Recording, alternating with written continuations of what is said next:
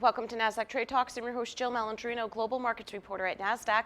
Joining us at the market site in Times Square, New York City, we have Michael Deathless. He's the founder and CEO of VRAccelerator. And I've been looking forward to this interview for the past couple of weeks because this is really about the future of film, of advertising, and it's arrived in New York City. It's already here. Yeah, so we are VRAccelerator. We're at Pier 59 Studios, which is basically a mega studio. It's the Hollywood of fashion and advertising, photography and videography. And we took over one of the studios there and installed a volumetric video capture studio. How is that different than a traditional studio that we're sitting in now? So in our studio, we have an array of machine vision cameras surrounding a subject. So we would be surrounded by 32 cameras or something like that. And subject is in the middle of the studio.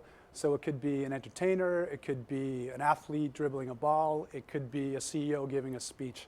And we capture them from every angle. We take all the video, we stitch it together, and we produce a three-dimensional object, like a hologram. So think Princess Leia in Star Wars. Right, and you can see it on the B-roll that we're showing on the background here. It looks as if you can position the models to try on different outfits, and it seems, sure. I mean, it's great for a brand. It brings the Absolutely. brand closer to you and allows you to manipulate it. This is the future and the present of fashion and e-commerce and education and training, health and fitness. Yeah, it would be great if you can have a hologram of yourself and be able to try on different outfits. That's everyone orders online. Well, I can't wait for that. I'll be the guinea pig for that. Sure.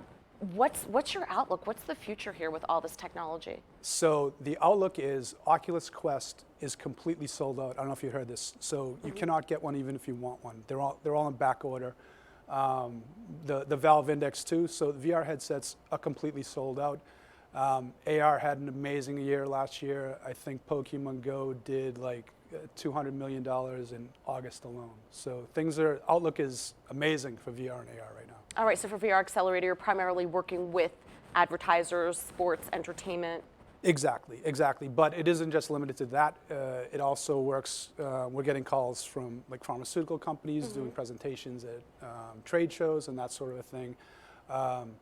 Doctors presenting sick patients or that sort of a thing. So it works really well in a bunch of different contexts. I mean, even if we think about it from the perspective of business and the stock market where we are at Nasdaq right now, having your CEO, when you're doing investor presentations, having the CEO on your phone or on your iPad and you're able to interact. And also so you could also then play it back in the comfort of wherever you are, in your own home, on the conference table. So you could have, the fashion use case is you could have a fashion show literally anywhere.